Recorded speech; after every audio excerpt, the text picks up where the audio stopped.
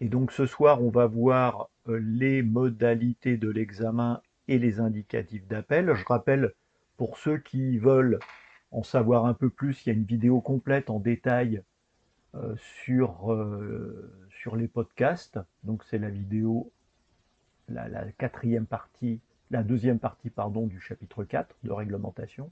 C'est pour ça que ça s'appelle R4.2, donc deuxième partie du chapitre 4 de réglementation.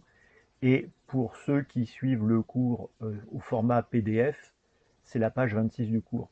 Ici, là, j'ai mis le cours au format HTML, donc le cours en ligne, et ce sont les mêmes éléments qu'il y a sur le PDF. Donc on va voir rapidement ce que nous avions vu en détail dans cette vidéo, la R4-2.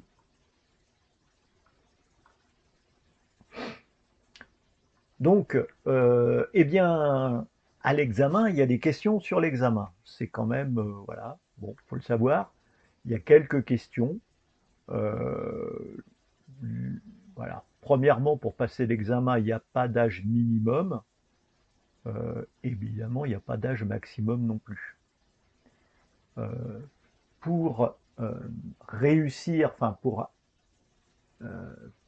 obtenir un certificat d'opérateur, il faut avoir réussi les deux épreuves, donc de réglementation et de technique. Sinon, voilà, on n'a pas l'examen et on verra en cas d'échec ce qui se passe un peu plus bas.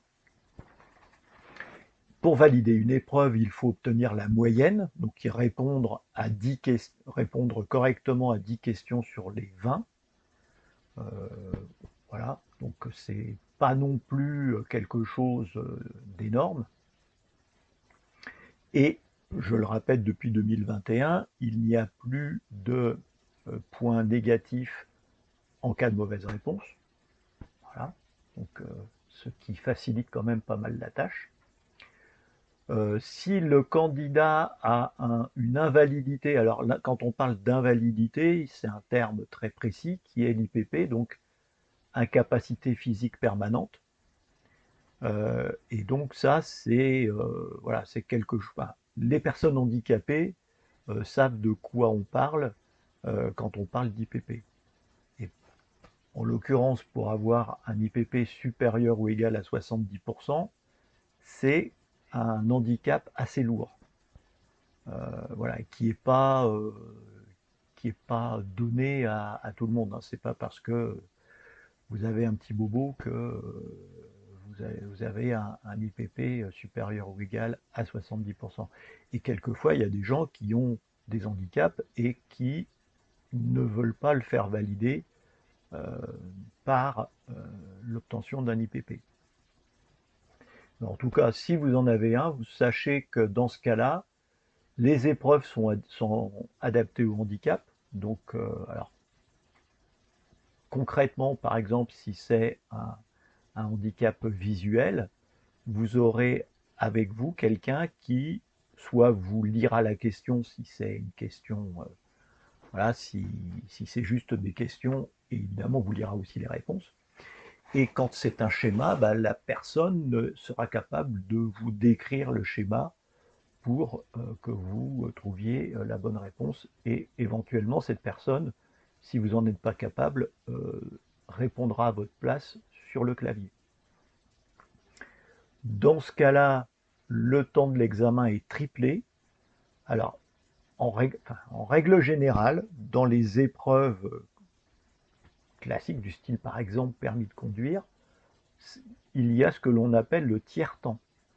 C'est-à-dire que vous avez un tiers du temps en plus. Là, ce n'est pas un tiers du temps en plus, vous avez 3 fois plus de temps. Donc pour l'épreuve de réglementation, c'est donc 45 minutes, et l'épreuve de technique, ça fait 1h30. Et l'épreuve peut se dérouler à votre domicile. Là, je pense qu'il faut voir avec la NFR comment vous pouvez organiser ça. Euh, voilà, si des fois la personne ne peut pas se déplacer, par exemple.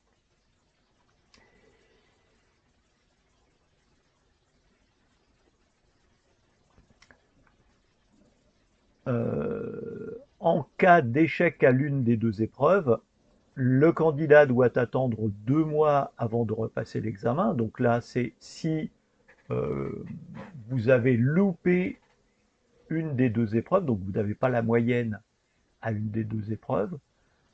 Dans ce cas-là, euh, il faut attendre 2 mois avant de repasser l'examen. Et le candidat conserve pendant 1 an, et seulement 1 an, le bénéfice de l'épreuve dans laquelle il a obtenu la moyenne. Donc, par exemple, si vous passez l'examen, que vous avez la réglementation, mais que vous échouez à la technique, il vous reste 1 an pour vous préparer à la technique et la réussir. Sinon, au bout de cette année, eh bien, il faudra repasser les deux épreuves. Voilà, c'est quand même des cas quand même assez rares, mais voilà, il faut mieux le savoir. Et d'autre part, ceux qui ont un certificat de l'ex-classe 3, donc ceux qui ont un indicatif de style F0, ceux-là, ils n'ont que l'épreuve de technique à repasser et il n'y a pas de limitation de date comme pour ceux qui passent l'examen aujourd'hui. Voilà, donc ceux-là, ils n'ont que l'épreuve de technique à passer. La seule chose, c'est qu'il faut prévenir quand même la NFR que vous avez déjà un certificat de classe 3 et que donc vous avez juste l'épreuve de technique à passer. Ça, c'est juste pour que euh, lors du déroulement des épreuves, il ne vous colle pas une épreuve de réglementation pour commencer. Voilà. Et puis après avoir réussi l'examen, il faut attendre. Alors déjà, on reçoit le certificat d'opérateur, mais le seul certificat d'opérateur ne vous permet pas d'émettre. Il faut avoir un indicatif d'appel et donc il faut monter le dossier de demande d'indicatif d'appel. Et c'est seulement quand vous avez cette notification d'indicatif d'appel que vous pourrez passer, enfin, faire vos premiers contacts. Hein, voilà, donc c'est cette notification qui est le document qui autorise l'émission. Et ce document, il est remis par la NFR, comme le certificat d'opérateur et comme l'organisation des épreuves de l'examen. Tout ça, c'est la NFR qui s'en occupe. Donc voilà, quelques questions là-dessus. Mais bon, voilà. Deuxième sujet, mais ça va être la même chose à la suite, c'est la formation des indicatifs d'appel. Donc les formations des indicatifs d'appel français, mais aussi de la CEPT. Alors, on va voir au chapitre 4.7 ce que ça signifie. Donc, mes indicatifs d'appel, alors déjà, tous les indicatifs d'appel radio-amateur, quel que soit le pays, il y a une norme qui est définie dans le RR et précisément c'est la règle du S19 S1968 où là donc dans le chapitre 19 du RR vous avez les règles qui donnent la manière dont sont composés les indicatifs radio, pas que radio amateur, mais tous les indicatifs radio. Donc voilà, évidemment radio amateur, mais aussi les avions et les bateaux qui ont systématiquement une station à bord, et peut-être encore d'autres organismes euh, voilà, qui ont un indicatif d'appel individuel. Et il y a aussi l'annexe 4 du RR où on a tous les préfixes. Euh, dans, dans le dans la décision du 21 septembre 2000, qui a été modifiée plusieurs fois, mais cette partie-là n'a pas été modifiée, on a l'explication de comment sont formés les indicatifs français. Donc, le préfixe, on va voir ce que c'est que le préfixe. Le préfixe, ça dépend de l'adresse qui a été déclarée à l'ANFR. Puisque quand vous demandez un indicatif d'appel, vous donnez l'adresse de la station, sa position GPS aussi, et l'adresse de la station, l'adresse postale, qui peut être différente, encore une fois, de votre propre adresse. Donc, en fait, la NFR gère deux adresses, l'adresse postale et l'adresse de la station. Juste entre parenthèses, dans l'annuaire ANFR, c'est bien l'adresse de correspondance et pas l'adresse de la station qui est indiquée. Donc voilà, c'est un peu dommage, mais c'est comme ça. Et donc, le préfixe va déterminer, est déterminé par l'adresse qui a été communiquée à la NFR. Donc si vous êtes en France, alors ce que j'appelle la France continentale, c'est la France métropolitaine, sauf la Corse. Donc en fait, c'est c'est l'hexagone au sens large du terme, la Corse ayant un statut particulier puisqu'elle a droit à un préfixe particulier. La règle de l'UIT étant que s'il y a continuité continentale, ça c'est un truc encore un peu compliqué, mais enfin voilà, tant qu'il y a continuité du territoire sur un bout de terre, eh bien, il n'y a pas besoin d'avoir un préfixe particulier. En revanche, dès que c'est séparé par notamment des eaux internationales, eh bien dans ce cas-là, cette petite partie, ces deux parties d'un même territoire, d'un même pays, vont avoir deux indicatifs, deux préfixes différents. Et la Corse, en l'occurrence, comme vous savez, il y a les eaux territoriales entre les deux, et donc la Corse a un statut particulier, et donc un préfixe particulier. Donc en France continentale, c'est la lettre F, et que la lettre F, une seule lettre, et dans tous les autres lieux, donc en Corse comme en Outre-mer, on a deux lettres. Ces deux lettres commencent systématiquement par la lettre F, et derrière, un identifiant, alors qui est plus ou moins logique, on va les voir, en fonction du territoire d'outre-mer ou du département d'outre-mer. Alors, juste un truc, auparavant, on appelait ça les DOM-TOM, département d'outre-mer et territoire d'outre-mer. Depuis une dizaine d'années, on appelle ça des DROM-CTOM. Alors, c'est plus difficile à prononcer, mais ça veut dire département et région d'outre-mer, puisque tous les départements sont aussi des régions, hormis Mayotte, mais bon, ça c'est encore le cas particulier. Donc ce sont tous des DROM, et les territoires d'outre-mer s'appellent maintenant des collectivités territoriales d'outre-mer, donc ce sont des CTOM. Voilà, donc ces préfixes particuliers en dehors de la France continentale, voilà, la liste est ici. Évidemment, elle est à connaître parce qu'il y a des questions sur les préfixes, préfixes français et CEPT. Donc voici tous les préfixes français. Donc on commence par les départements de la région 2, parce qu'en plus, il y a des questions sur la situation géographique de ces DROM ou de ces CTOM. C'est-à-dire que on va vous demander dans quelle région de l'UIT sont situés ces DROM et ces CTOM.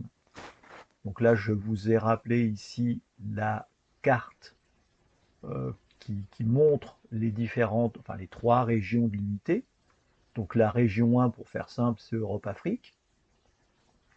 La région 2, c'est les Amériques et le Pacifique Nord.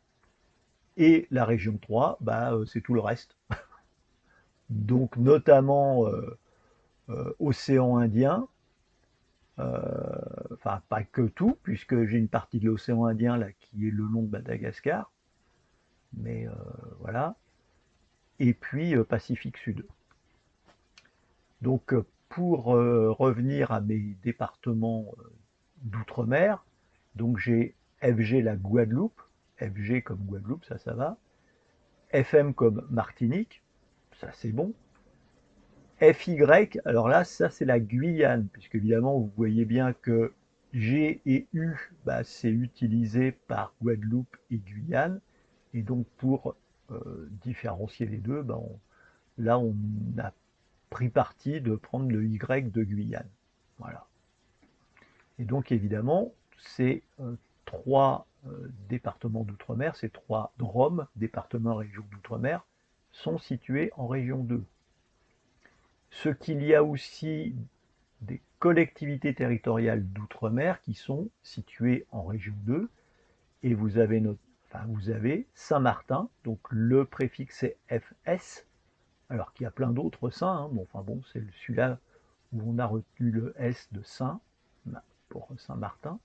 Le M de Martin était déjà utilisé dans Martinique, donc on ne peut pas l'utiliser. FJ pour Saint-Barthélemy, alors là, à part vous dire que c'est l'île de Johnny, c'est à peu près tout ce que j'ai trouvé comme moyen mnémotechnique. Saint-Pierre et Miquelon, c'est FP, avec le P de Saint-Pierre. Et puis après, on a d'autres départements et régions d'outre-mer. Donc on a la Corse, TK, qui évidemment est en région 1. C'est assez logique.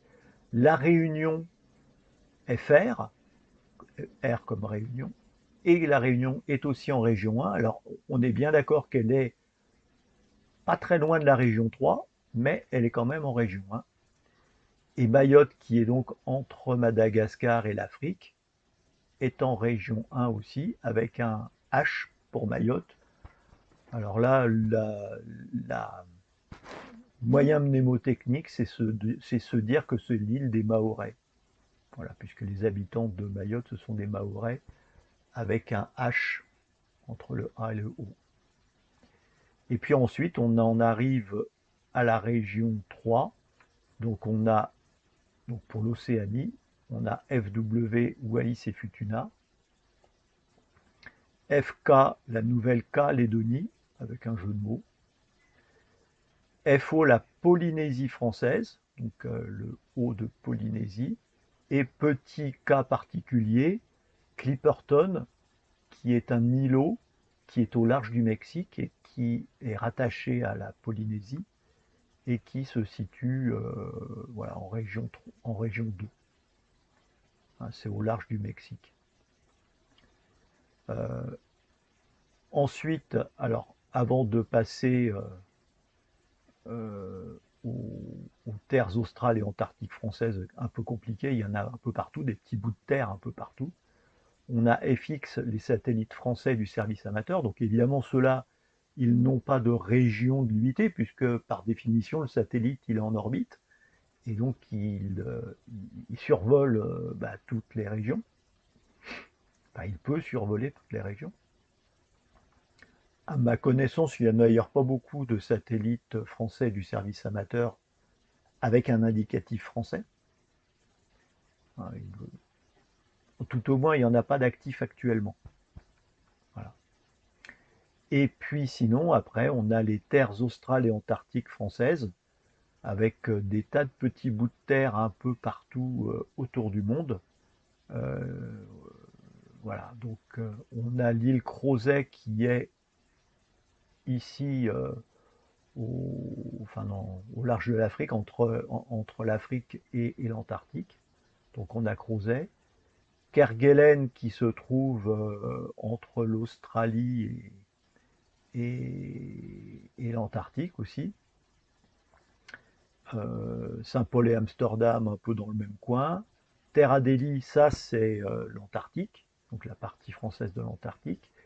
Et on a les îles éparses. Alors là, comme leur nom l'indique, bah, il y en a un peu partout. Et elles sont essentiellement dans l'océan Indien. Et elles se trouvent en fait autour de la Réunion, de Madagascar, dans tout ce coin-là. Elles sont dans ce coin-là et elles sont toutes en région 1. Donc ces îles où il n'y a pas grand monde dessus, là, et même, je dirais même personne. Donc il y a de temps en temps, des gendarmes qui viennent vérifier que tout se passe bien, mais il n'y a pas d'habitants. Hein, ce sont des réserves naturelles. Donc ces 5 îles, c'est Europa, Bassas da India, Juan de Nova, les îles Glorieuses. Alors là, c'est un archipel, donc il y a quelques îles. Et Tromelin, sinon tout le reste, la Bassas da India et Glorieuse, ce sont des archipels, donc il y a plusieurs petits îlots. Voilà. Donc ça, c'est pour tous les préfixes. Et à la suite de ce préfixe, on a un suffixe qui, lui, va définir le radioamateur en lui-même. Et donc, ce suffixe commence par un chiffre.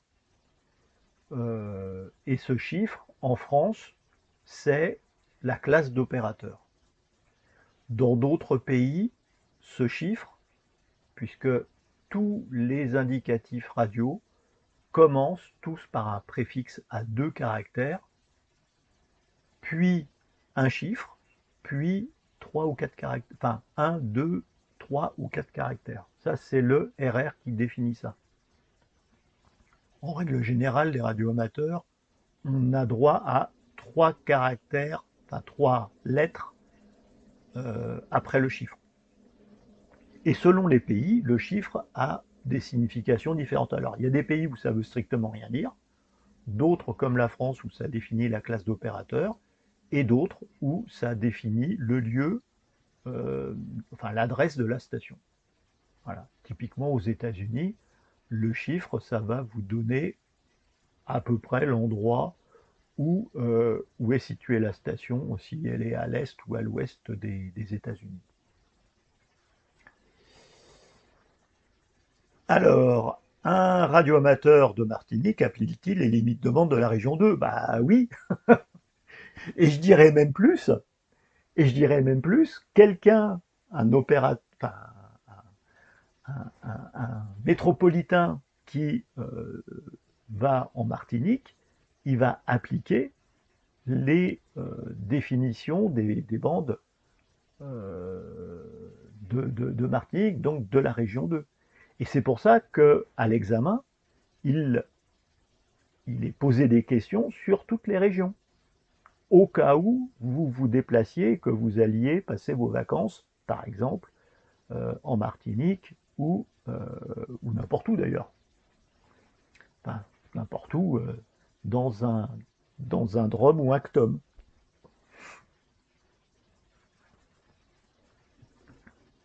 Parce que, évidemment, même chose, on va voir tout à l'heure pour les indicatifs européens, vous appliquez la réglementation du pays dans lequel vous êtes, dans lequel vous émettez. Il n'est pas question d'appliquer la réglementation française si vous émettez, je dis n'importe quoi, depuis la Belgique. Alors, il n'y a pas grande différence entre la France et la Belgique, je suis d'accord, mais voilà, s'il y en avait, et en particulier si vous avez des bandes particulières qui sont ouvertes au trafic en Belgique, évidemment vous pourrez les utiliser, quand bien même la réglementation française ne le permette pas.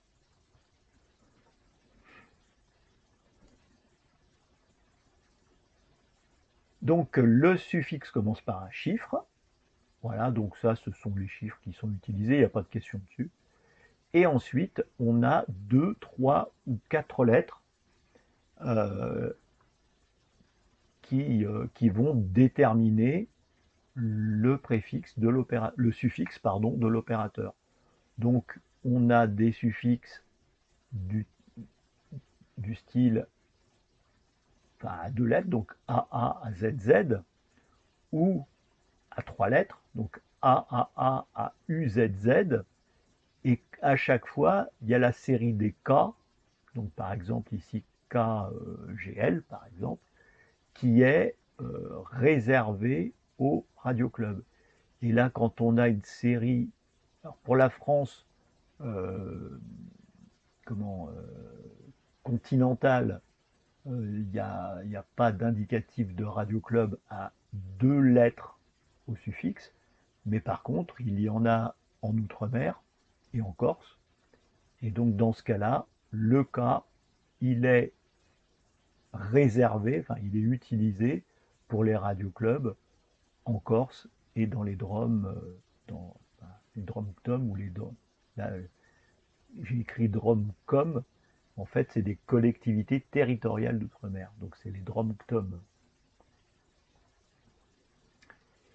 Voilà, effectivement, Jules remarque qu'il y a bien en Belgique le 4 mètres et le 8 mètres qui ne sont pas des bandes autorisées en France. Et donc qu'on peut utiliser en Belgique dans le cadre de l'ATR 6101 dont on va parler juste après.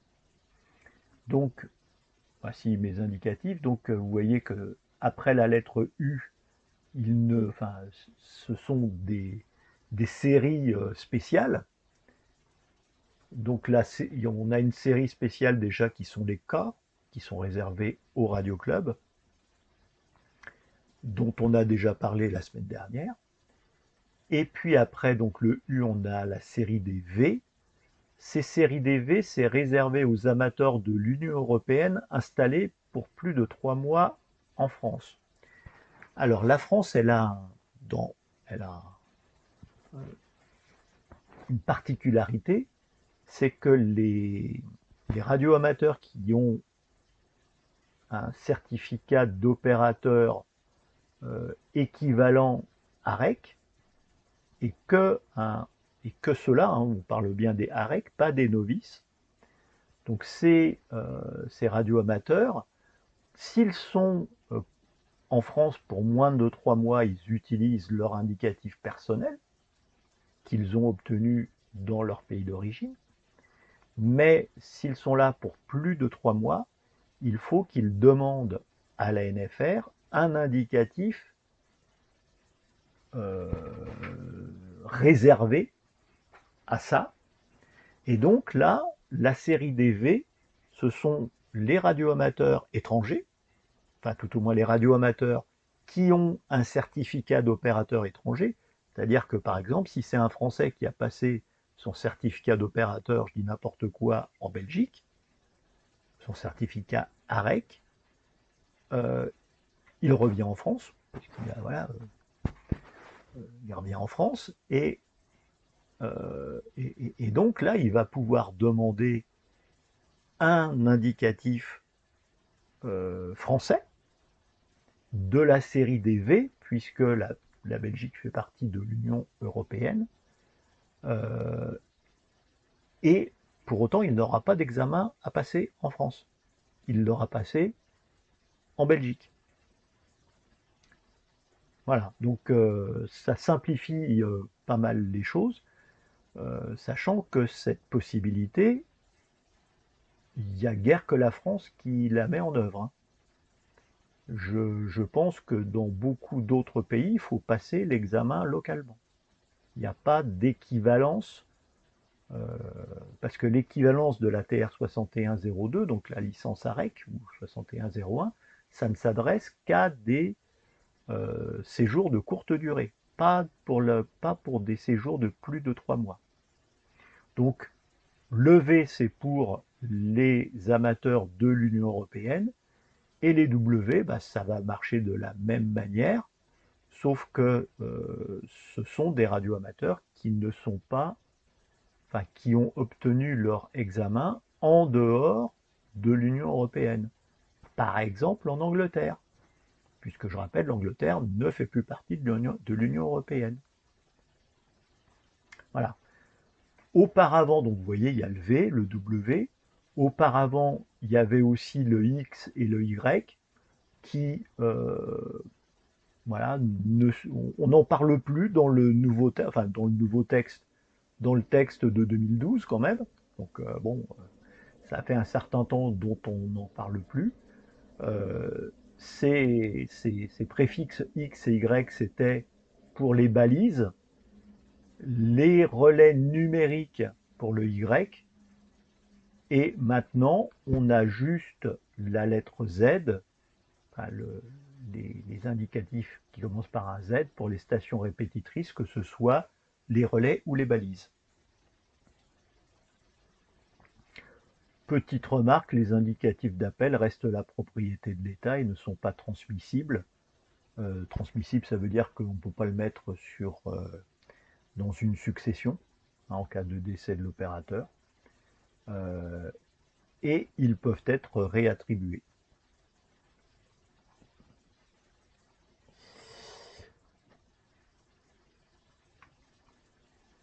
Alors, les indicatifs spéciaux, parce qu'en plus, on peut demander des indicatifs spéciaux pour commémorer ce que l'on veut.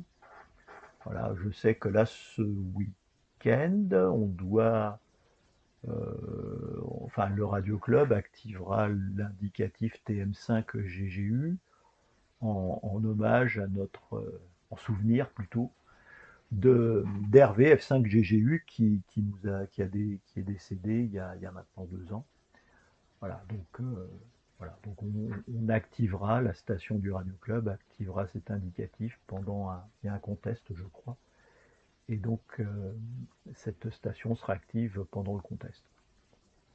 Voilà, donc ces indicatifs spéciaux sont attribués par la NFR sur une période limitée, de ouais, sur une période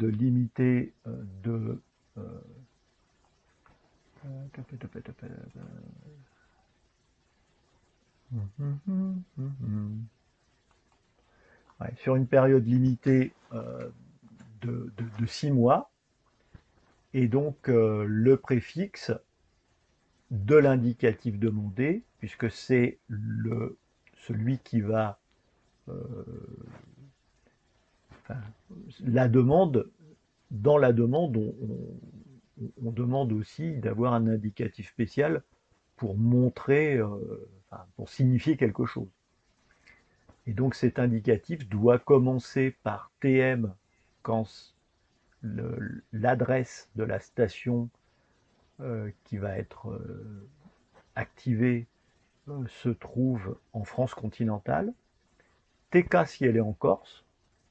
Alors, petite remarque, c'est TK quand c'est en Corse, et vous remarquez que c'est le même préfixe que lorsque ce sont des indicatifs individuels, donc classiques.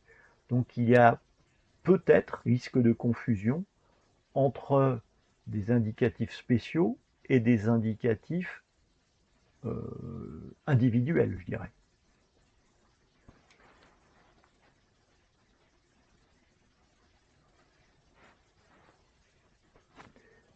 Voilà, donc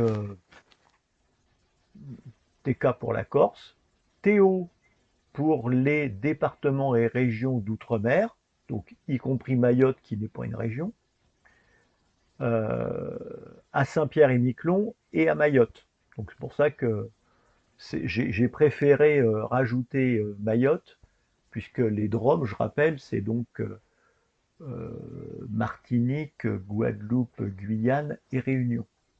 Hein, ce sont des DROM. DOM, c'est Mayotte. Donc là, on a rajouté Mayotte. Et on a Saint-Pierre-et-Miquelon qui arrive là. Je ne sais pas pourquoi. Voilà. Voilà. En tout cas, Théo pour donc Guadeloupe, Guyane, Martinique, Réunion, Saint-Pierre-et-Miquelon et Mayotte. Et TX pour les autres, dans tous les autres territoires. Voilà.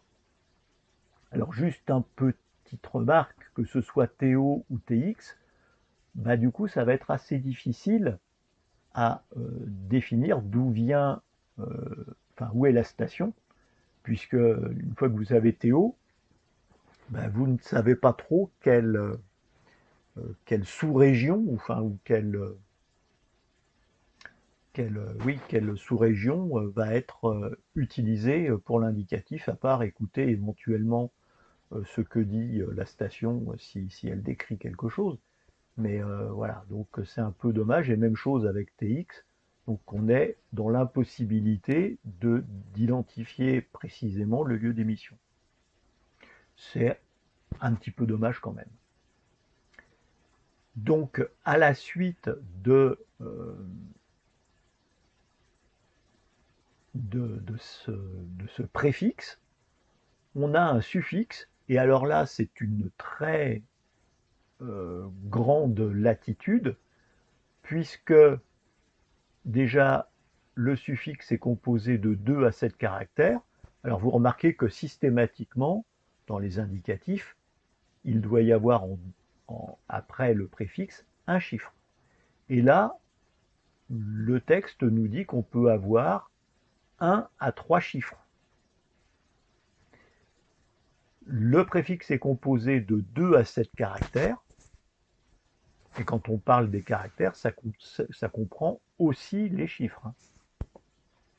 Donc après le TM, on peut avoir 2 à 7 caractères, composés de 1 à 3 chiffres, et se termine par une lettre.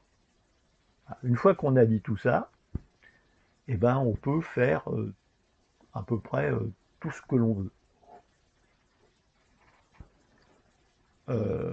Donc la demande, elle doit être évidemment déposée à la NFR, elle doit être motivée, c'est-à-dire qu'en fait, il faut que vous expliquiez pourquoi vous demandez cet indicatif, voilà, quel est le but.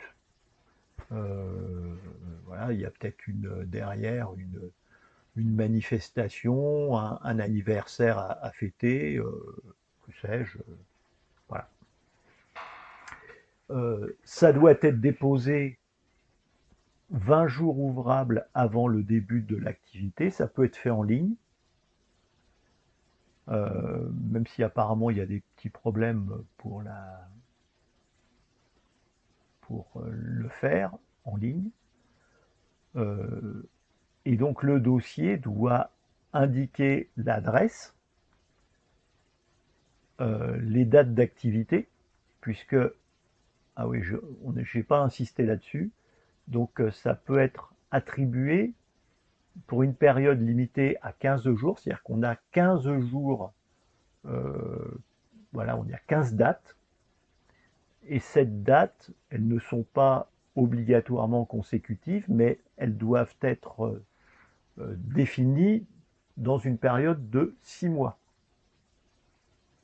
Donc en fait, dans votre demande, là, il y a un joli tableau avec 15 cases où il vous demande de remplir les dates souhaitées, l'intégralité des dates souhaitées.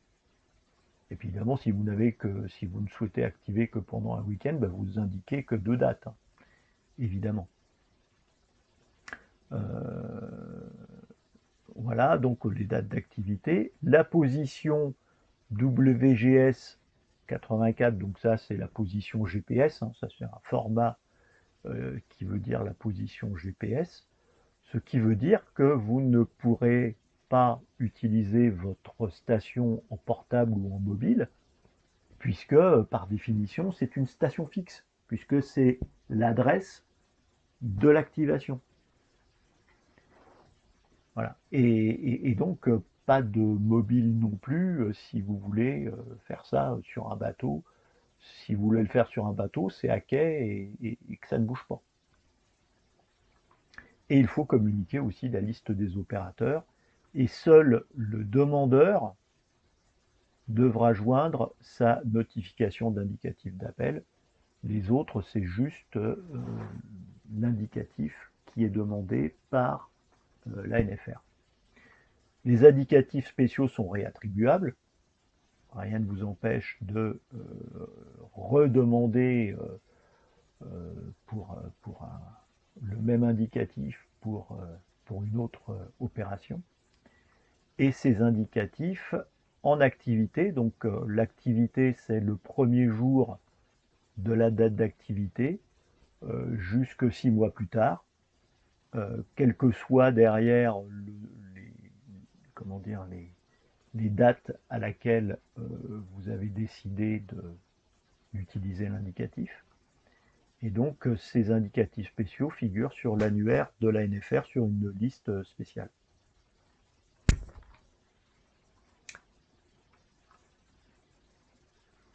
Alors, le titulaire qui ne souhaite plus utiliser son indicatif d'appel peut demander la suspension volontaire. Donc ça, c'était valable, enfin, c'était intéressant du temps où, où il y avait une taxe annuelle. Maintenant qu'il n'y a plus de taxe annuelle, je ne vois absolument pas l'intérêt de demander une suspension volontaire.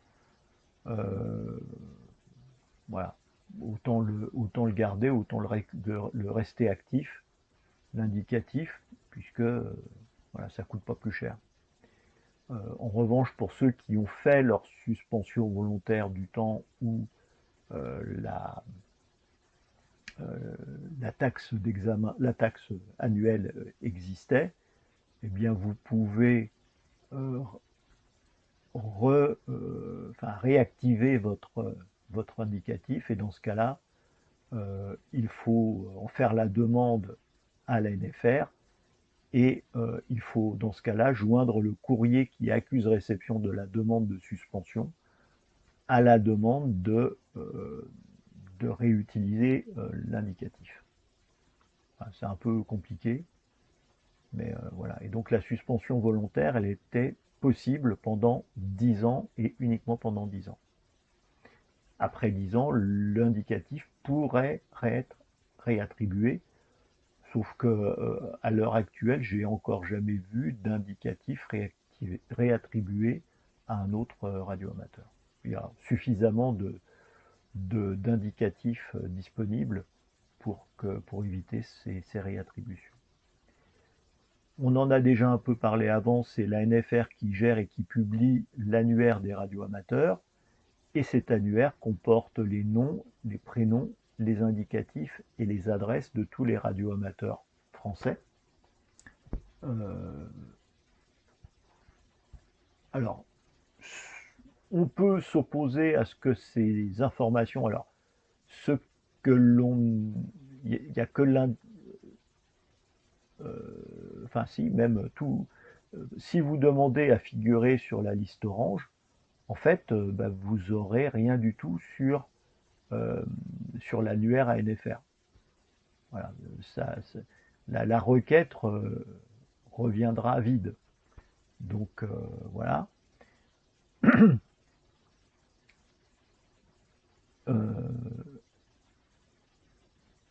enfin, rien de particulier là-dessus. Si vous voulez voir plus d'informations là sur cet annuaire, vous regardez la vidéo de détail où j'ai été sur le site ANFR et pour vous montrer tout ce qu'il y a comme information. Et puis la ANFR est autorisée à céder les données de cet annuaire aux associations qui en font la demande pour le diffuser, voilà, pour faire, d'ailleurs je ne sais pas trop quoi, mais enfin bon, en tout cas pour le diffuser, sachant quand même que cet annuaire qui est en ligne, il est assez facile à utiliser, à manipuler. Donc voilà, on peut retrouver quelqu'un avec son nom, son prénom, son code postal. Voilà, donc on peut filtrer par département, donc. Voilà, donc il y a quand même pas mal de choses. Et puis l'annuaire comprend aussi des coordonnées des radioclubs, et dans ce cas-là, enfin des radioclubs et des relais balises, et des indicatifs spéciaux. Donc ces trois annuaires, il y a un complément d'information qui est intéressant, c'est le responsable technique de la station, donc soit du radioclub, du relais, ou la personne qui a fait la demande de l'indicatif spécial. Et donc depuis 2021, on l'a déjà dit, il n'y a plus de taxe radio amateur ni de taxe de passage de l'examen. On en arrive à l'utilisation de l'autorisation d'émettre dans les pays de la CEPT.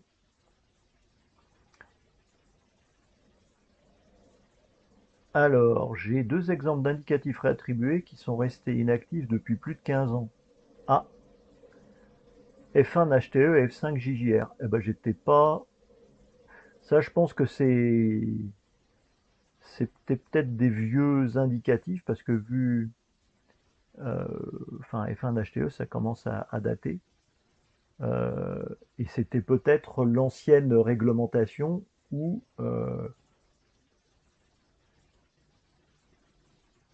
D'accord.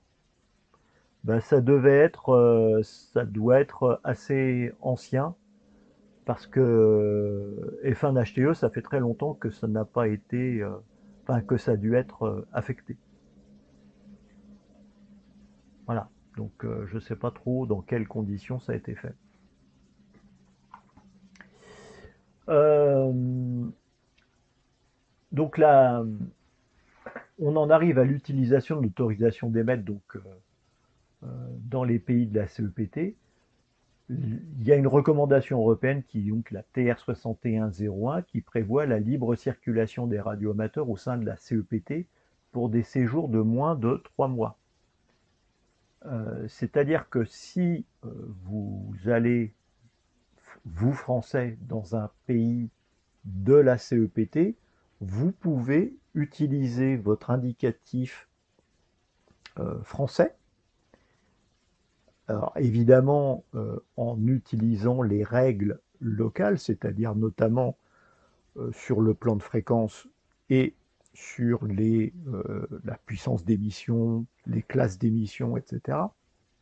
Il faut se renseigner quand même au préalable des conditions techniques euh, d'utilisation d'une station radioamateur dans les pays concernés, parce qu'évidemment c'est la règle locale qui s'applique et non pas la règle française. Et donc, si vous allez par exemple en Allemagne, eh bien, vous allez pouvoir utiliser votre indicatif en utilisant un préfixe à votre indicatif, et donc un préfixe avec en morse la barre de fraction, et en téléphonie, vous dites barre de fraction, tout simplement. Donc si vous êtes en Allemagne, vous direz Delta Lima, barre de fraction, Foxtrot 6, Golf Papa X-Ray. Et vous préciserez, alors c'est pas écrit dans euh, dans le texte français, mais c'est écrit dans la recommandation TR 6101, il faudra préciser si c'est du portable ou du mobile. Évidemment, ça ne peut pas être juste comme une station fixe, c'est-à-dire sans suffixe au bout, mais il faudra bien que vous précisiez si c'est du portable ou du mobile. Euh, voilà, donc ici vous avez la liste de pas mal de pays et vous remarquez que, donc on va pas tous les faire parce que c'est assez long et ça ne sert pas à grand chose. Vous remarquez notamment que alors j'avais vu où ça, voilà, pour la Norvège, donc Norvège c'est là, et Spitsberg qui est un archipel au nord de la Norvège, euh, bah, il a un préfixe spécial JW. De même, pour le Portugal, c'était 7. Alors vous remarquez que là, le Portugal, il va utiliser le chiffre pour déterminer le lieu géographique de l'émission. Donc au Portugal continental, je dirais, c'était 7. Sur l'archipel des Açores, c'était 8. Et à Madère, c'était 9.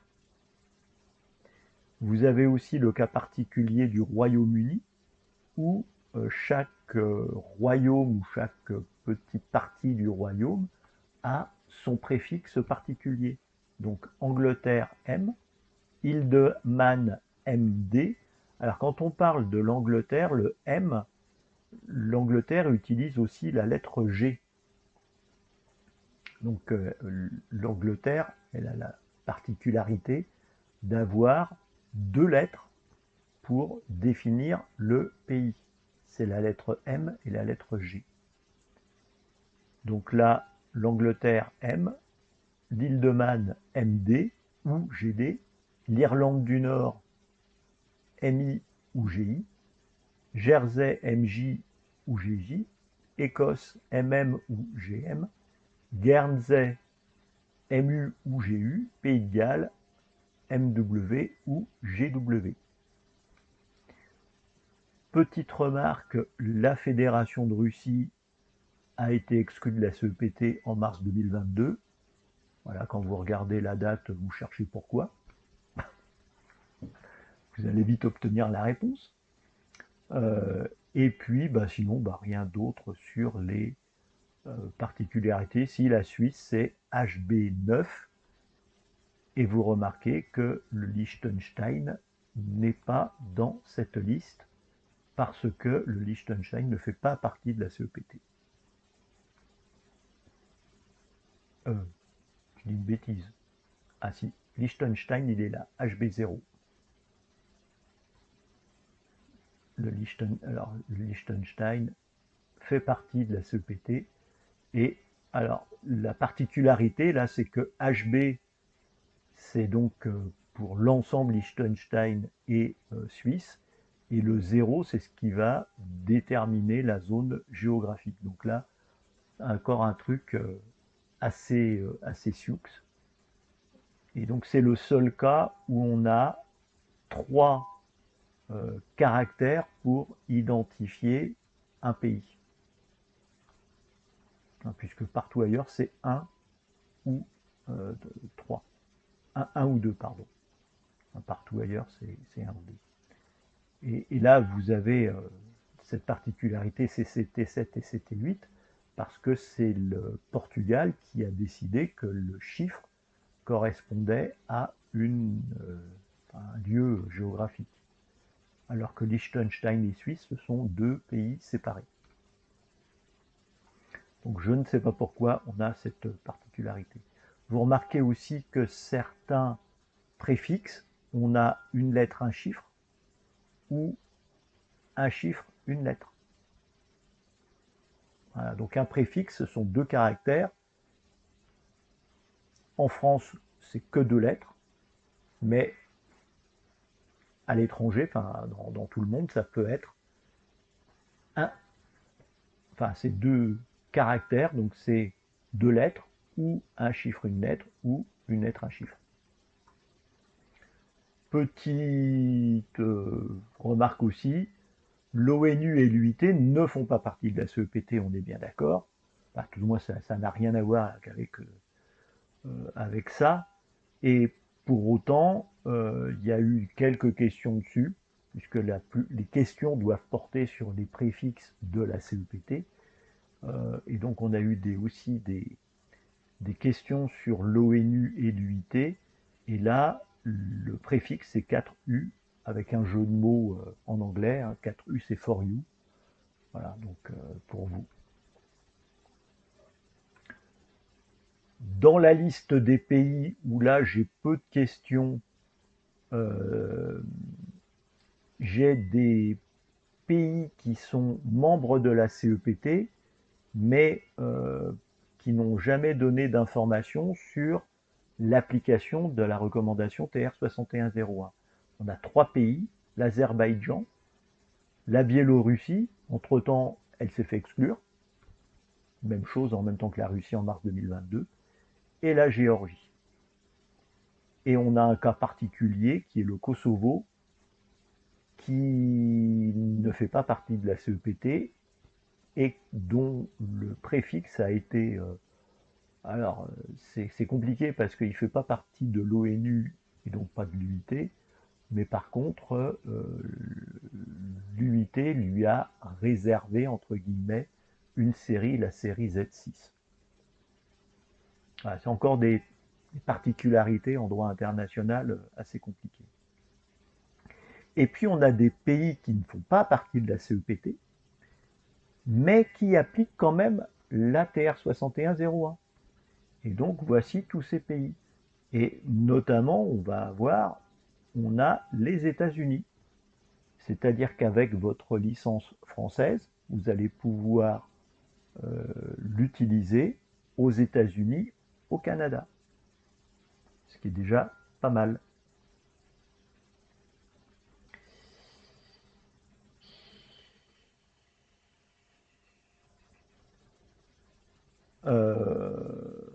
Voilà, donc les autres pays, c'est Australie, Afrique du Sud, les Antilles néerlandaises,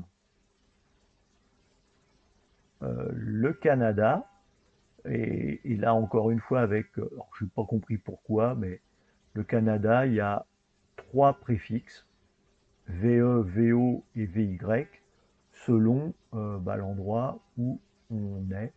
Alors Terre-Neuve, je ne suis pas certain, mais je crois que c'est une île. Labrador, je ne suis pas certain que ce soit une île. Le Yukon, c'est pas une île. L'île du Prince-Édouard, ça, c'est une île. Donc voilà, je ne sais pas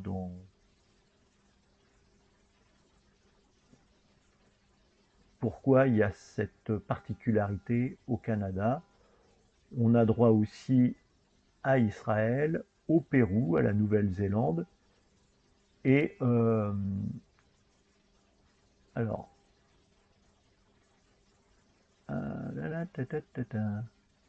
alors, Hong Kong applique la TR 6102, mais en fait n'applique pas la TR 6101. Donc là, voilà, au cas où vous vouliez aller à Hong Kong, peut-être se renseigner avant de passer en émission. Et puis enfin, et ça c'est très ancien, on a des accords de réciprocité conclus d'État à État.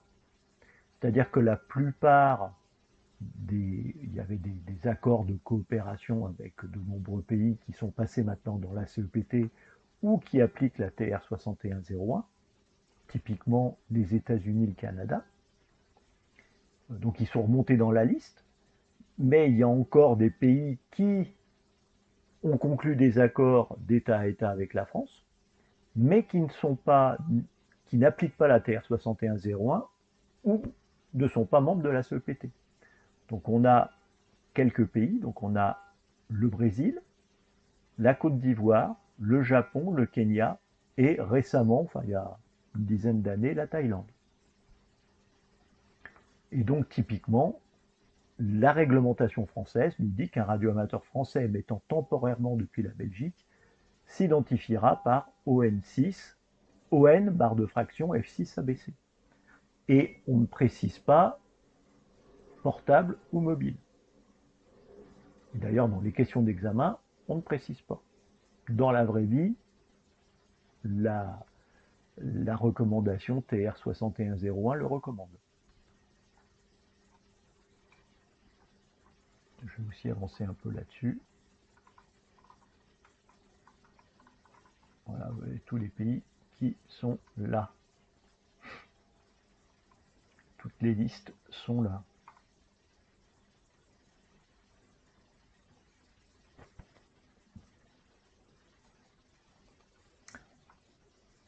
Voilà, on en arrive aux questions, aux séries.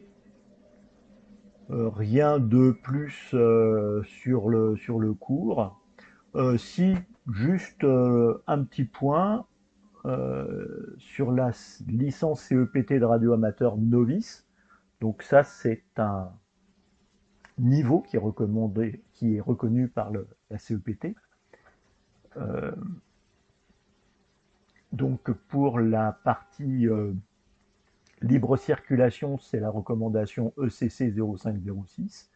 Et pour le niveau d'examen, c'est le rapport ERC 32.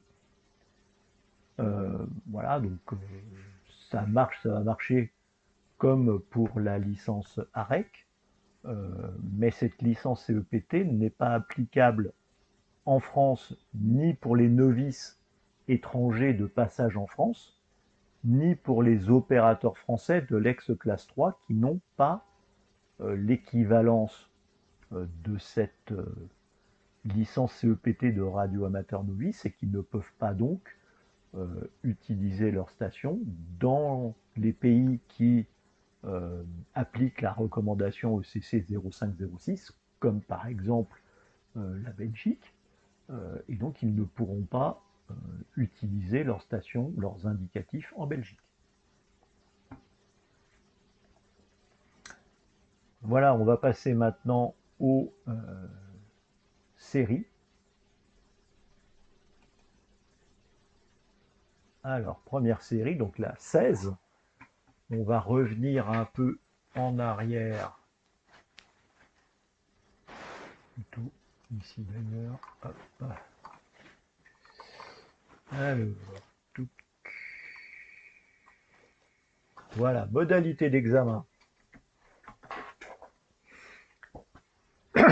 Alors, au bout de combien de temps peut-on se représenter à l'examen radioamateur après un échec? C'est 2 mois. Combien de temps est donné pour l'examen à une personne handicapée à 70%? Vous voyez que l'ANFR n'est pas handicapée à 70%. Ça ne veut pas dire grand-chose. Et alors là, on parle bien d'un IPP supérieur ou égal. Enfin, c'est d'ailleurs, c'est une invalidité. Donc c'est une IPP supérieure ou égale à 70%. Et donc dans ce cas-là, le temps est triplé, le triple du temps. Lors du passage de l'examen radioamateur, le candidat réussit l'épreuve de réglementation mais échoue à l'épreuve de technique. Quel indicatif obtiendra-t-il? Il obtiendra rien du tout, mais il n'aura pas d'indicatif, mais il gardera pendant 1 an le bénéfice de l'épreuve réussie. Donc c'est cette réponse-là et pas celle-là. Donc la troisième, c'est il faut qu'il repasse toutes les épreuves pour obtenir un indicatif. En fait, s'il repasse l'épreuve qu'il a ratée, donc en l'occurrence la technique, dans l'année qui suit, il n'a pas à repasser la réglementation. Alors, quelles sont les 2 premières lettres d'un indicatif de Corse? Et on est parti. La Corse, c'est TK. Là, c'est pas dans le même ordre que ce que je vous ai présenté tout à l'heure, parce qu'entre-temps, j'ai revu la présentation de la fiche de synthèse. Vous contactez un radioamateur dont le préfixe commence par FW. De quel pays est-il originaire? W, c'est Wallis et Futuna. W, Wallis et Futuna. Ça va. C'est assez logique. Vous contactez un radioamateur dont le préfixe commence par FH. De quel pays est-il originaire? FH, c'est Mayotte.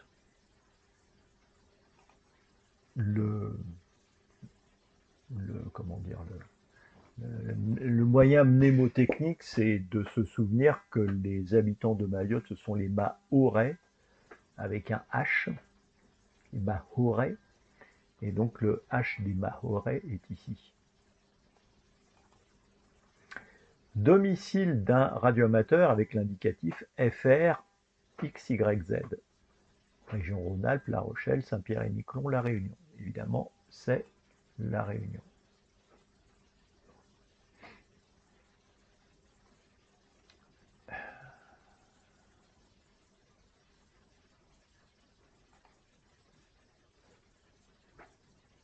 Alors, quel pays est associé au préfixe FY?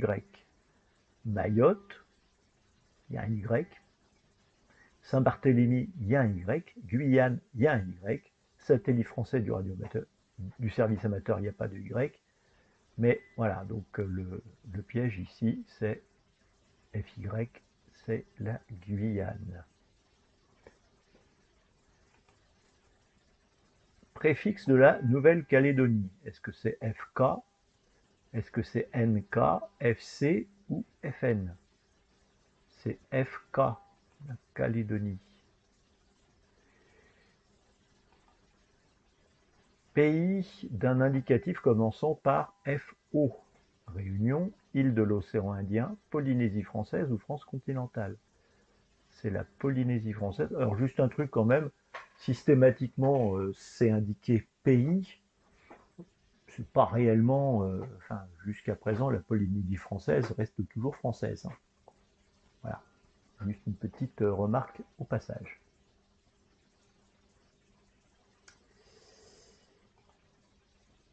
Indicatif de la Réunion, alors j'aurais bien aimé plutôt voir écrit préfixe de la Réunion ou préfixe de l'indicatif de la Réunion, donc là c'est FR. Indicatif de la Guadeloupe, même remarque, donc c'est le G de Guadeloupe. Pays d'un indicatif commençant par FM, c'est la Martinique. Ce ne sont pas les îles Marquises ou Saint-Pierre et Miquelon ni Mayotte. C'est la Martinique. Ah, qui délivre les indicatifs sur l'île de Mayotte?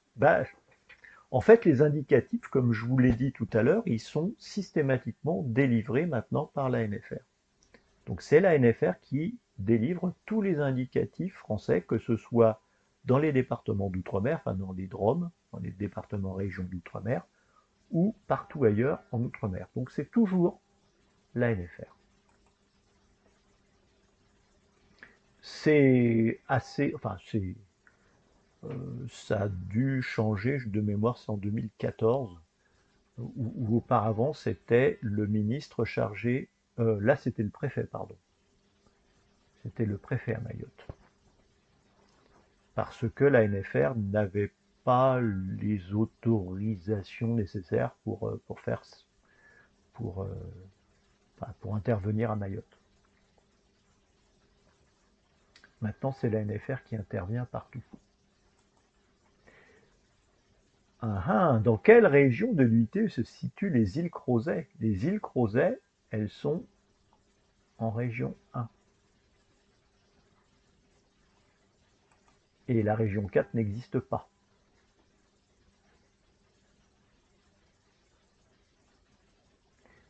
Alors Alex qui pose la question, non, non, à la Réunion, ce n'est pas non plus la gendarmerie, c'est toujours la NFR.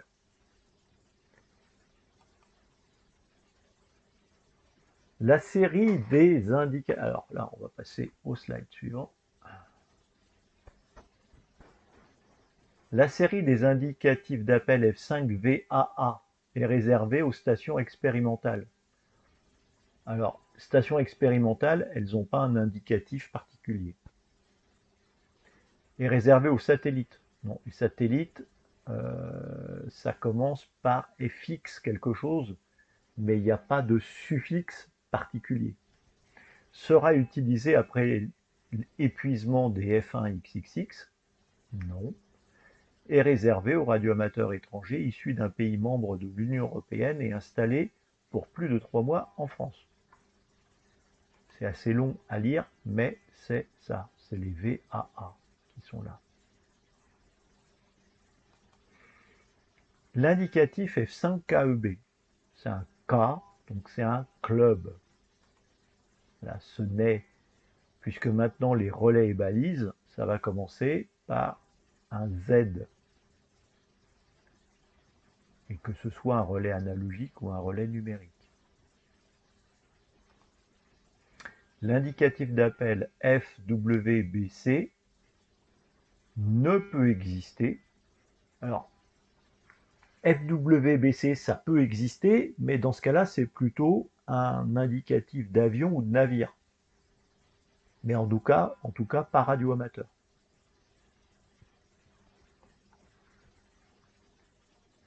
Puisque dans les indicatifs d'appel des des bateaux ou des avions, la plupart du temps, il n'y a que des lettres. Quand je dis la plupart du temps, c'est au niveau international.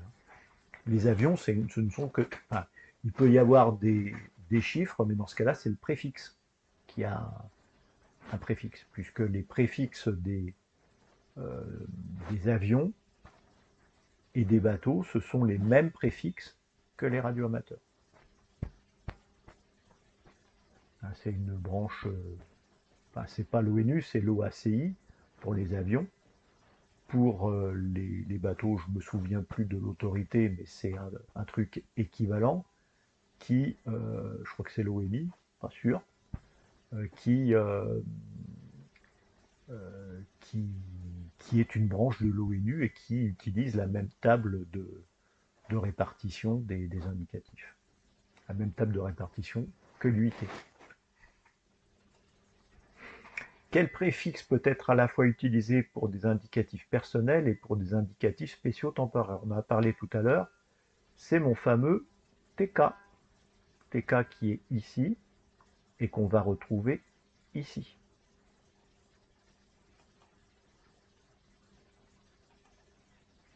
Les radioclubs ont-ils le droit d'être sur liste orange de l'annuaire ANFR? Alors les réponses, en fait, il faut garder des fois les réponses et voilà, on se demande si c'est voilà, si c'est logique ou si c'est n'importe quoi. Oui, quand ils ont le droit à la vie privée, bof. Oui, si la majorité des membres de l'association le décident, bof. Oui, pour les radioamateurs, oui, pour les radioclubs scolaires uniquement, bof aussi. Donc là, le mieux, c'est de répondre non. Et là, maintenant, on arrive à la fin des questions. On va regarder si on n'est pas trop mauvais et, et on est bon. On va faire la deuxième série prévue, la 17.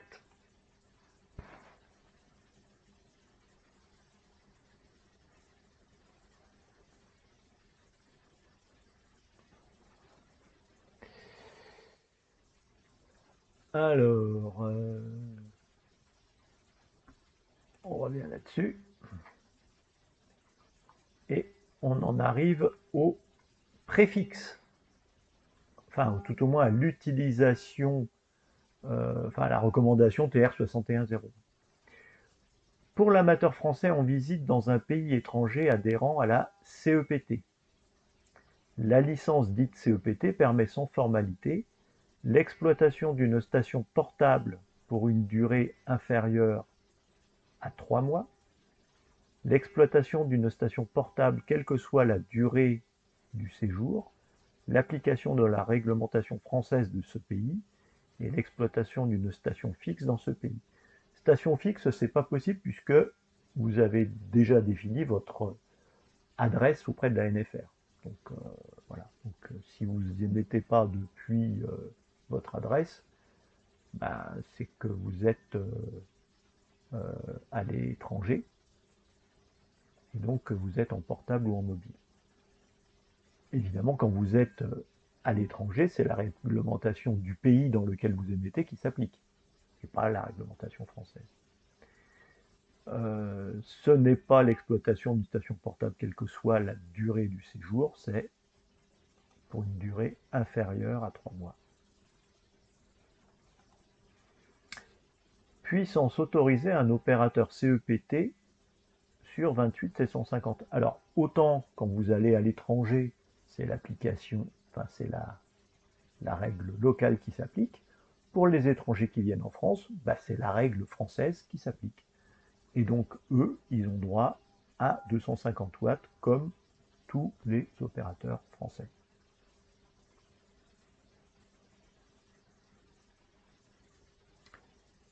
Alors, Alex qui pose la question, en cas de déménagement, les 3 mois sont considérés mobiles?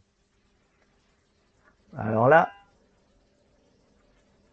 je sais, mais ça je l'ai déjà vu que, notamment parce qu'il y avait un Canadien qui était venu sur Paris il y a de ça quelques années, qui continuait d'utiliser son indicatif local parce qu'il retournait tous les 2 mois, euh, enfin, pour des raisons personnelles, euh, au Canada. Et donc disait, ben, à chaque fois, je ne pars que pour 2 mois, donc je ne vois pas pourquoi je demanderais un indicatif français.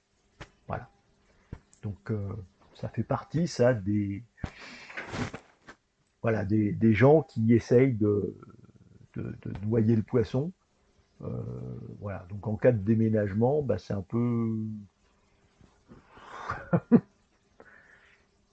Normalement, si on déménage, on devrait, suite au déménagement, demander un indicatif dans le pays dans lequel on réside. Ça me semble évident. Donc on passe à la question suivante. Que signifie l'indicatif suivant? FON 1 USA. Alors F de barre de fraction, ON1 USA. C'est un radioamateur américain qui émet en France. Alors ON, ça c'est ON, c'est la Belgique. C'est la Belgique. Donc USA, là, c'est juste pour vous tromper. Hein. Ça, c'est un Belge en France. Donc c'est un radioamateur. Alors, il n'y a pas marqué un Belge en France. Il y a marqué c'est un opérateur membre d'un État membre de la CEPT. Oui, la Belgique est un État membre de la CEPT pour un court séjour en France. Voilà. Donc la réponse avec avec un Belge n'existe pas. Enfin, tout au moins, c'est pas ça qui est prévu. Donc voilà, il faut chercher euh, la bonne réponse après, par, euh, par élimination. Que signifie O barre de fraction n-z-z-f? Ça ne veut rien dire. Ça, c'est typiquement d'autant plus que... Alors, la lettre O seule n'est pas attribuée. Vous voyez, le O, vous avez par exemple euh, le Danemark, OZ, vous avez la Belgique, ON, vous avez l'Autriche, OE. Donc voilà, la lettre O toute seule n'est pas attribuée à un pays. Et puis après, voilà, derrière, c'est absolument pas un indicatif radioamateur puisqu'il n'y a pas de chiffre. Et le tiret n'est pas un caractère, puisque quand on parle d'un caractère, c'est un chiffre ou une lettre. C'est pas un signe de c'est même pas un signe de ponctuation, c'est je sais pas quoi. Enfin, c'est un caractère qui n'est pas une lettre ou un chiffre. Quel est l'identifiant de la Slovénie? Alors la Slovénie, S5. S5. Voilà, au cas où il y a 5S qui est l'inverse. ISL, voilà, on peut tenter aussi. Je ne sais même pas si SL est Slovaquie. Non, c'est OM, donc c'est pas, je sais pas. SL, je ne sais pas ce que c'est. C'est peut-être la Suède. SM Suède, et peut-être qu'il y a aussi d'autres lettres qui sont juste à côté. Quel est l'identifiant pour la Suisse? C'est HB9, HB0, je le rappelle, c'est le Liechtenstein. Évidemment, c'est ni SU ni SI. Vous contactez un radioamateur dont le préfixe est YL. De quel pays est-il originaire? YL. Alors, est-ce que c'est Slovénie? Non. Suède? Non, c'est SM. Lettonie. Je le sens bien, ça, la Lettonie. Lettonie, YL.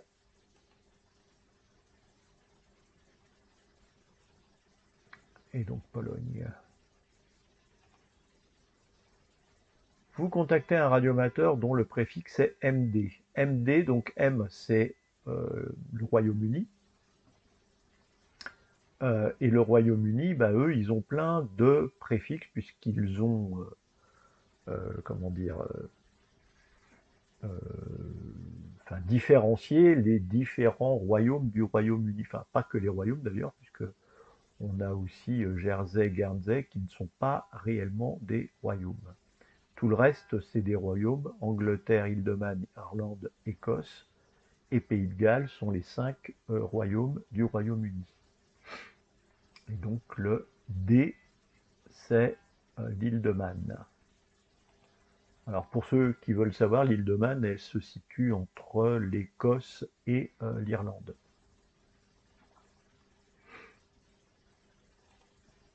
Alors vous contactez un radioamateur dont le préfixe est I. Alors I, c'est l'Italie. Voilà. Et ce ne sont ni les îles Féroé, ni l'île de Man, ni l'Irlande. Donc c'est I. Alors juste pour finir votre formation, euh, il n'y a que 5 pays qui ont eu enfin, le droit d'avoir une série complète. Donc l'Italie, elle a la lettre I, mais aussi, enfin en fait, elle a tous les préfixes qui commencent par I, comme la France, elle a tous les préfixes qui commencent par un F. Et ça, c'est du fait que les 5 pays, et donc on est comme ça, 5 pays à avoir l'intégralité euh, d'une lettre, enfin des préfixes liés à une lettre. Donc ces 5 pays sont bon, la France évidemment, l'Italie, la Grande-Bretagne, les États-Unis et la Chine. Ne me demandez pas pourquoi la Chine est arrivée là-dedans. Enfin bon, voilà. Donc il y a 5 pays qui en fait étaient là au moment de la première convention de l'UIT, qui a commencé à parler des indicatifs. Et c'est pour ça que, enfin tout au moins, il y a eu une convention, mais auparavant il y a eu des groupes de travail, et dans ces groupes de travail il y avait ces 5 pays, et ces 5 pays, bah, ils se sont un peu partagé le gâteau, et donc voilà. Et donc c'est pour ça que systématiquement, quand vous voyez un I, bah, c'est une station italienne, un F, c'est une station française, un M ou un G, c'est une station euh, anglaise, W, N et K, c'est les États-Unis, et B, de mémoire, c'est la Chine.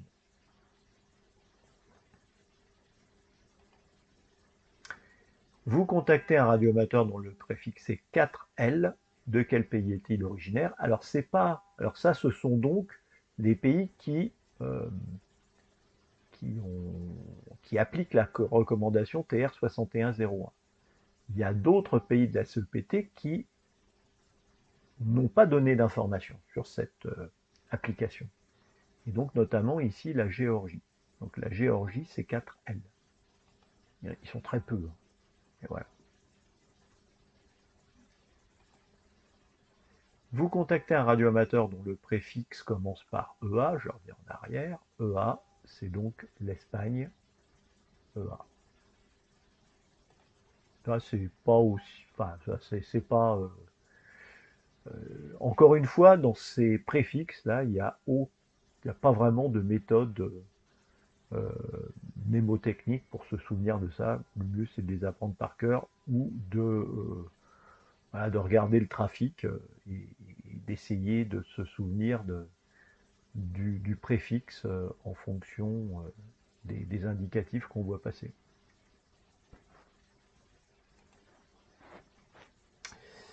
Vous contactez un radioamateur dont le préfixe commence par SP. SP, c'est la Pologne. Si mon souvenir est exact.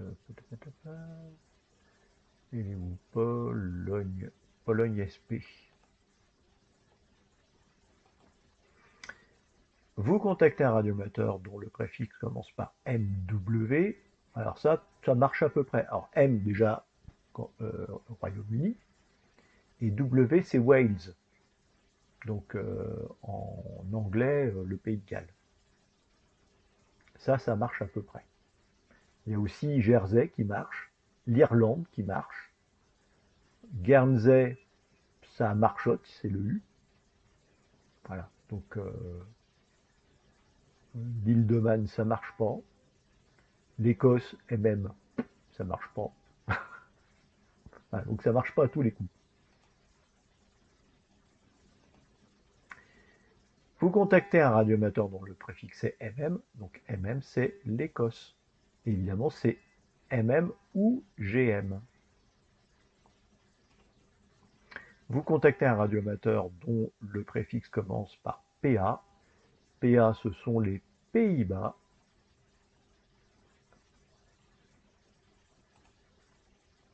Pays-Bas, qui sont là, PA. Vous contactez un radioamateur dont le préfixe est SM. SM, c'est la Suède. Hop, hop, hop, Suède, SM. Vous contactez un radioamateur dont le préfixe est FS. Alors là, il est arrivé un peu comme un cheveu sur la soupe, donc on revient un peu en arrière. FS, c'est Saint-Martin. Voilà, évidemment, il y a 3 saints. Après, il faut trouver le bon. Vous contactez un radioamateur dont le préfixe est HA. On revient où on était. HA. C'est la Hongrie. Alors, Hongrie, HA ou HG.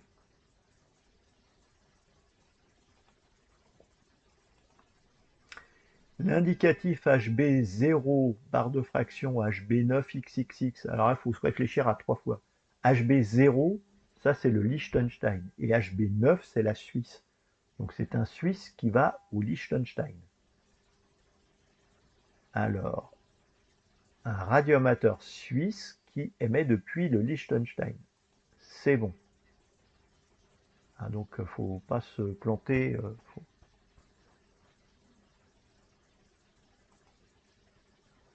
Quel est le pays qui a signé un accord de réciprocité avec la France? Alors, un accord de réciprocité pour envisager comment dire, la reconnaissance de l'examen radioamateur, hein, parce qu'il y a des tas d'accords de réciprocité qui sont signés par la France, mais là on parle bien des accords de réciprocité pour euh, l'équivalence du certificat d'opérateur français. Et alors, en l'occurrence, qui a signé un accord de réciprocité? Le Brésil. Voilà. Et sinon, j'ai aussi le Groenland, mais le Groenland, c'est venu avec le Danemark, puisque le Groenland est un territoire d'outre-mer du Danemark. Le Pérou, c'est un pays non membre de la CEPT, mais qui applique la TR 6101. Donc ça veut dire que ce n'est pas un accord d'État à État, c'est un accord global. Et les USA, c'est la même chose, c'est un accord global, puisque les États-Unis ont signé, enfin, ont indiqué qu'ils appliquaient la recommandation TR 6101, quand bien même ils ne sont pas membres de la CEPT. J'ai répondu à toutes les questions, on va regarder si je ne me suis pas planté, et on est bon. Dernière série, la numéro 18. Et là, donc, on fait un récapitulatif depuis le début. Donc, je reviens tout au début. Non, ici, pardon. Je reviens tout au début. De quoi traite la résolution 644? Alors, la 644, elle n'est plus vraiment d'actualité. Maintenant, c'est la 646. Qui parle donc de protection du public et secours en cas de catastrophe, mais c'est un peu la même idée. La 644, elle parlait des moyens de télécommunication pour l'atténuation des effets des catastrophes. Ça, c'était son titre. Vous voyez, il n'y a pas eu grand-chose de différence, mais voilà, c'est pas les mêmes, comment dire, les mêmes résolutions à l'intérieur. Et notamment, depuis la 646, on a une harmonisation des fréquences par région, ce qui n'existait pas dans le cadre de la 644. On se mettait juste d'accord sur le fait que voilà, ça serait bien que les stations radioamateurs participent aux opérations de secours. Donc là, on est un peu plus précis avec la 646 et c'est pour ça que la 644 a été abandonnée. Classe d'émission pour télégraphie automatique en AM sans sous-porteuse modulante. Donc, télégraphie automatique, ça finit par un B. Alors, attends, je vais dessus. Voilà, télégraphie automatique, ça finit par un B. Donc, c'est celle-ci ou celle-ci. Sans sous-porteuse modulante. Sans sous-porteuse modulante, donc c'est un 1. Sans sous-porteuse modulante.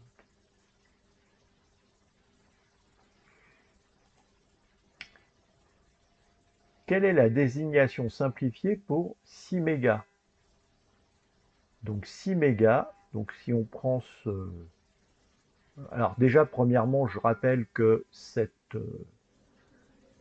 un préfixe qui est utilisé à la classe d'émission pour justement définir quelle est la largeur du signal transmis. Que ce préfixe n'est jamais utilisé par les radioamateurs. Voilà. Mais ça fait partie du RR et il y a quelques questions à l'examen là-dessus. En l'occurrence, il faut qu'il y ait 4 caractères, 3 chiffres, une lettre. Donc déjà 4 caractères, bah voilà, il n'y en a plus que 2. Et comme j'ai dit qu'il y avait 3 chiffres, une lettre, bah ça ne peut être que ça. Et c'est pas trop con, puisque le M là représente le mégahertz et se met à la place de la virgule dans la définition de la largeur du signal transmis. Et on est sur la dernière série, oui, on est sur la série numéro... c'est laquelle? Celle-là, je n'ai pas été au bon endroit. C'est la numéro 18. Je vous laisserai faire la 19 et la 20 tout seul. Je suis sympa. Donc 6 mégas, on continue. Rayonnement non essentiel à 18,1 MHz. Alors ça, c'est dans mes conditions techniques. Et les rayonnements non essentiels à 18 mégas, donc je suis inférieur à 30 mégas. Et comme je suis inférieur à 30 mégas, mes rayonnements non essentiels sont limités à 50 dB. Alors, 50 dB par rapport à la porteuse, c'est-à-dire qu'il aurait fallu préciser, parce que moins 50 dB, ça ne veut pas dire grand-chose, puisque les décibels, encore une fois, c'est un niveau de puissance, donc il faut définir le niveau par rapport à quoi. Et en l'occurrence, là, c'est par rapport à l'émission fondamentale. Donc c'est pour ça que j'utilise dBc pour dire par rapport à la porteuse, par rapport à l'émission fondamentale.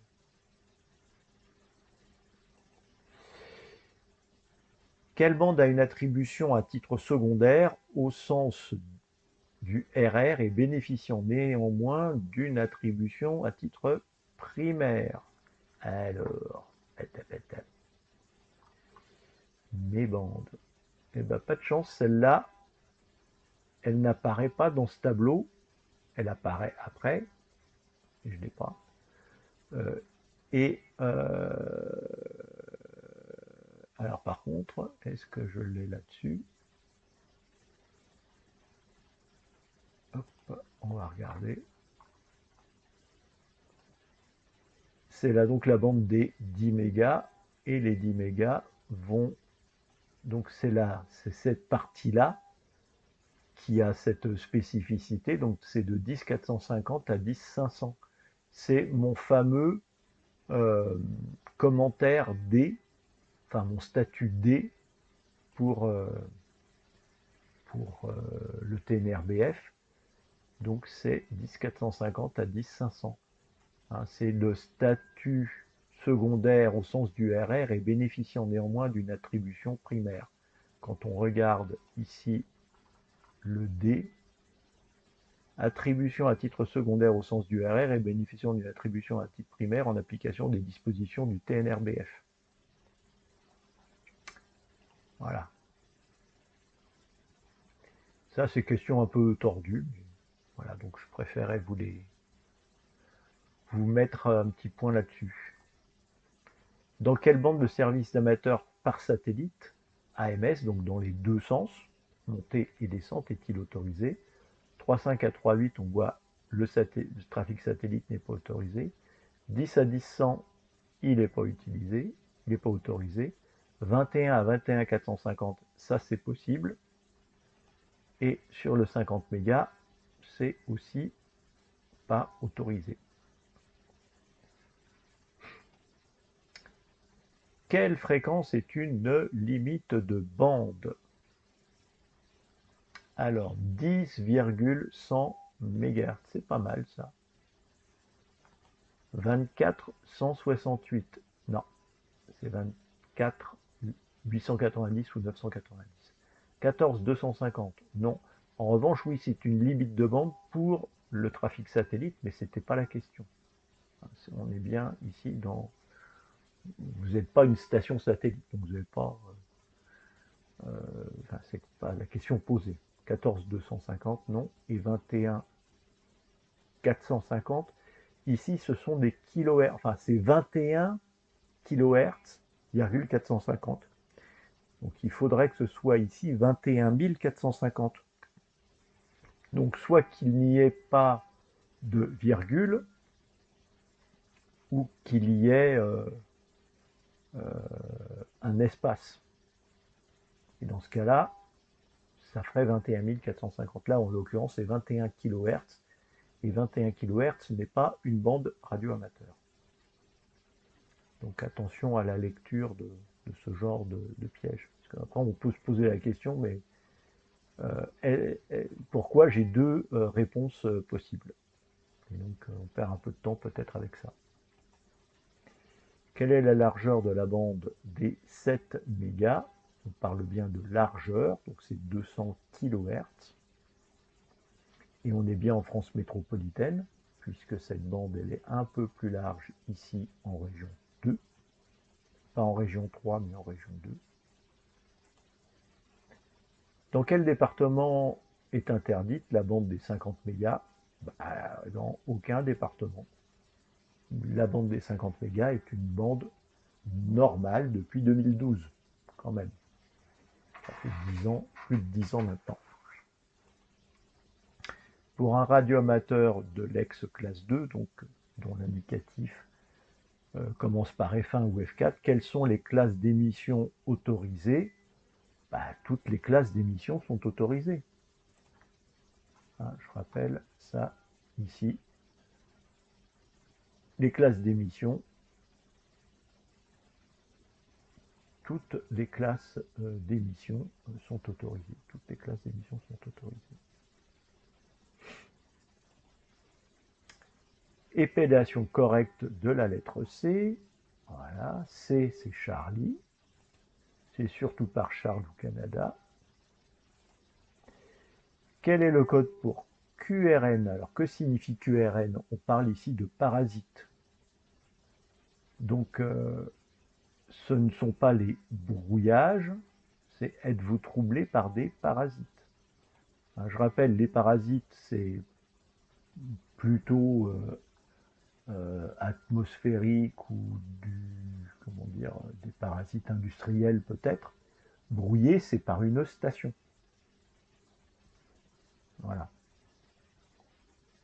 Une station qui soit émet proche physiquement ou proche en fréquence.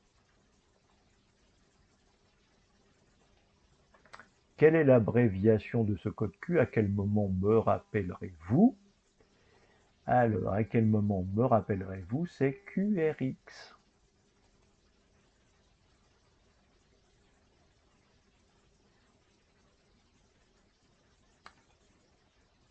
A-t-on le droit de coder des messages pour les rendre, oula, avec une belle faute, pour les rendre incompréhensibles de tous? Alors, non, jamais. Uniquement dans le cas de signaux de commande des satellites radioamateurs, ça me plaît bien. Uniquement dans le cas de messages confidentiels. De toute façon, messages confidentiels, on n'a pas le droit d'en faire passer. Oui, dans tous les cas. Et donc, c'est uniquement... Quand on parle de coder, là, on est bien d'accord que c'est plutôt euh, le cryptage plus qu'auto... Voilà, c'est le codage au sens juridique du terme, ça se rapproche plus du cryptage pour le langage courant et notamment le langage des initiés de l'informatique. Un radioamateur français de classe 3 peut-il émettre en Guadeloupe? Bah bien sûr. Il n'y a pas, enfin, il n'y a pas de conditions particulières. Toc, exploitation d'une station, voilà, c'est là. Alors, hop, toc, et voilà, on arrive à la fin. FG, vous contactez un radioamateur dont le préfixe est FG. FG, Guadeloupe, et pas Guyane. Retrouvez l'indicatif d'un radioclub de France métropolitaine. Donc, il doit y avoir France métropolitaine, donc. Alors, ça peut être aussi de Corse, hein, France métropolitaine. Mais là, je vois pas d'indicatif qui commence par TK. Donc, voilà. France métropolitaine, donc ça peut être, ça ne commence que par un F ou par TK. Donc, le F, ce sont ces trois-là. FK, c'est donc la Nouvelle-Calédonie, c'est pas bon. Et un radioclub aura en suffixe sa première lettre qui commence par un K. Donc ça ne peut être que ce radioclub, enfin que cet indicatif ici. Ici, c'est bien un indicatif de radioclub, mais de Nouvelle-Calédonie, donc pas de France métropolitaine. Une formalité administrative est-elle exigée si un radioamateur français se déplace dans un pays membre de la CEPT? Oui, dans tous les cas. Non, si c'est un pays limitrophe de la France. Oui, si la visite du radioamateur n'est pas faite dans un but touristique. Oui, si son séjour dépasse 3 mois. Et c'est bien cette réponse.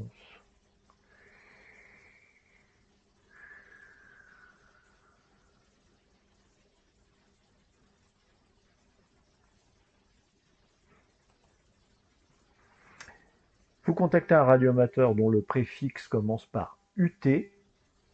De quel pays est-il originaire? Donc UT.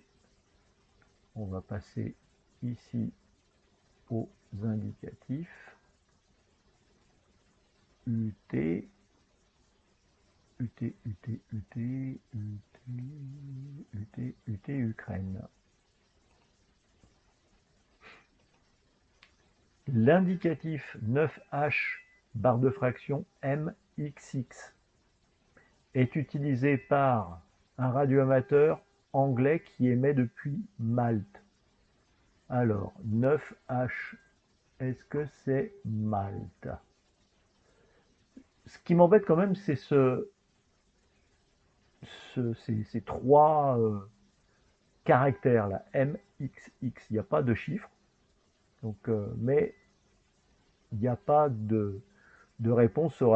Cet indicatif n'existe pas. Donc ce XX là, il y en aurait eu encore un derrière, ça m'aurait quand même pas mal plu. Enfin bon, faut pas trop me demander. Donc Malte 9H, et ça c'est M, donc ça c'est un anglais. en supposant que derrière, ici, ce soit le XX, ce soit son suffixe personnel. Donc c'est un radioamateur anglais qui émet depuis Malte. Et on a fini, on vérifie, et on a tout bon. Voilà. Sur ce, je vous souhaite un très... Oui, j'ai oublié de vous dire, exercez-vous avec les deux dernières séries, la numéro 19 et la numéro 20. Euh, voilà, on ne fait pas le corriger ici, mais vous voyez la manière dont ça fonctionne et elles